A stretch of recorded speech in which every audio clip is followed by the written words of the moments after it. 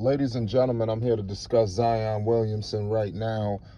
And I want to discuss something that's important, and I think it's been brewing. But like I said, I expect it to really come to a head this summer, ladies and gentlemen. Despite whatever happens in the play-in or the playoffs, I do expect that this situation between these two gentlemen must be resolved this summer through whether hell or high water. They got to get this shit right. So whether they get to the playoffs, whether they get eliminated in the play-in, these two got to sort this shit out for the Pelicans to develop, because you can't go into another season like this. You can't do this. You understand? And that's where we turn our attention into Zion Williamson and David Griffin. I'm here to discuss something with you right now. Zion Williamson and David Griffin, they're headed for inevitable clash. You understand? But what I'm here to tell you is both sides have leverage. You understand, when they got to go upstairs. I'm telling you, Gail Benson will be summoned this summer, and she's going to have to make a tough decision on one or the other. And usually we know how that goes. But to Griffin's sake, hey, Griffin has made some decent moves. We got to give this guy some credit. Look, no Zion Williamson all season. Look what Griffin has done. Not only are you going to the play-in, but you improved the roster by trading for CJ. Look at all of the talent you got here. Mind you pickpocketed some good talent. The Herb Joneses, the Jose Alvarados. You traded for Valanciunas. It was a lot of good that happened that took this team to a new height. You understand? Brandon Ingram looks to be all in. He's happy. So I'm just saying it's tough, to speak on, does Griffin deserve to get fired? To be honest with you, I could care less, me personally, but, just evaluating the situation. Griffin looked like he fighting for his job.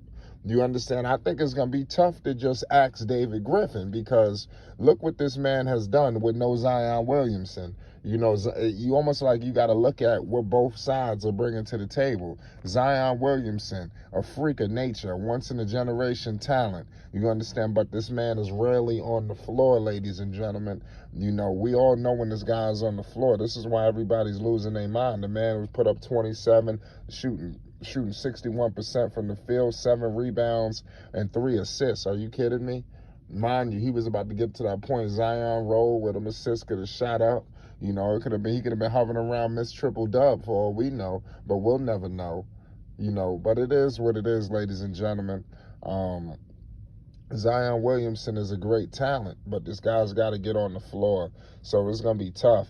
Right now, with them trading for CJ McCollum, the Pelicans, David Griffin, they've put themselves in a position to be competitive without Zion Williamson. Let me tell you something, ladies and gentlemen. Brandon Ingram and CJ McCollum is a playoff team, ladies and gentlemen, whether Zion takes the floor or not. And I think that was a hell of a move that they did to get CJ, where they didn't really give up much. And CJ is a guy that they need up in New Orleans, somebody to help B.I. with the scoring. B.I. was doing a little too much. Jose Alvarado, this guy they just re-signed him. Not only picked him up, but they locked his ass up. He's going to be around for the long haul. Jose Alvarado, a great culture guy. He's not a guy that's going to come in and put up 30. You understand? He ain't going to shake people up and do all of this fanciness, but he fits the Pelicans culture and what they're trying to build. He's a tough, hard-nosed guard. You understand? No nonsense. Just a great young player. His future is bright in Jose Alvarado. A New York product, a guy who's been around the block, so he just, like I said, he knows what's at stake here. And the Pelicans need a lot more guys like that, just energy, just what it means to be a Pelican. You understand? I think guys like Jose Alvarado, they're building that culture. Players like Brandon Ingram, they're building that culture. So despite all hell breaking loose on the Zion front, the Pelicans are building something. See, this is why it's very tough right now. When the last time the Pelicans built something? You understand? It seems to be like shit is coming in fruition, but shit is getting problematic with Zion at the same time. You got a tricky situation going on here, ladies and gentlemen. Zion Williamson has power. Don't get it twisted. I don't give a shit how many games he played. That's Zion motherfucking Williamson. He gonna walk up to Gail Benson. He gonna have power and leverage just off of his name alone. because they know if Zion is all in, that arena gonna sell out from the floor seats to the fucking nosebleeds. This big business, ladies and gentlemen. David Griffin don't sell out arenas. Zion Williamson does. You understand? So Gail Benson is gonna be in a very tricky situation on what exactly she has to do. But nonetheless, it's gonna be a great situation for whatever happens. I think Zion Williamson is destined for a new basketball team. I think that's inevitably going to happen, where Zion Williamson is playing for New York. Who else? Charlotte.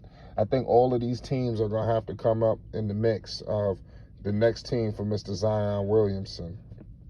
It's going to be tricky to see how all this whole saga ends. For all we know, these motherfuckers Zion Williamson could be all in with the New Orleans Pelicans. We don't know. But clearly, there's something going on with these two where I don't think they're clicking. And if there is an issue, why don't Zion Williamson and David Griffin do a press conference together to clear shit up? Zion, he's in, he's out. Next thing you know, he's on he doing windmill dunks live on camera, taking guys off the dribble. It's very tricky. But the Pelicans right now are 33 and 43. I think they're locked up in that 9th seed. They could slip to the 10th, but I hope that's not the case. Pardon me, the Clippers seem like they're going to be a little too hard to catch. Mind you, they got Paul George is back in the fold right now, so Paul George ain't fucking around, ladies and gentlemen. So I think they ain't going to catch the Clippers, but I think they got a date with the Los Angeles Lakers in the play-in. I think, who knows, the Lakers so shitty. The Spurs might get in there. But I'm here to tell you, it's gonna be crazy. I know that the Pelicans got the Lakers coming up. They got the Clippers coming up. They got the Blazers, the Grizzlies, and the Golden State Warriors. So this ain't no walk in the park schedule either. So let's see what happens, because I think that's going to be even more important. Because let's say the Pelicans make it to the playoffs. How do you get rid of David Griffin now? I mean, he hired Willie Green. Willie Green has changed the culture. Okay, we could get mad about Gentry. We could get mad about Van Gundy. Willie Green is the guy. Who hired him? David Griffin. You understand? So it's tricky what's going on, because it's almost like, okay, you could fire everybody, wage war over Zion, everybody get fired, and Zion don't stay, or you have more and more of the same situation. Or what you could do is trade Zion, liquidate him, and put some pieces around Brandon Ingram and C.J. McCollum. Gail Benson got a tough decision to make, but make no mistake about it, these two players both will have leverage this summer, because they both are powerful players within the organization. And I'm telling you, we're going to be sitting back waiting to see how it plays out. I want to know for you too. Let me know how y'all think this story going to play out. It's Flight Sports TV. Hopefully this saga doesn't continue. Let's hope this thing is coming to an end. It's Flight Sports.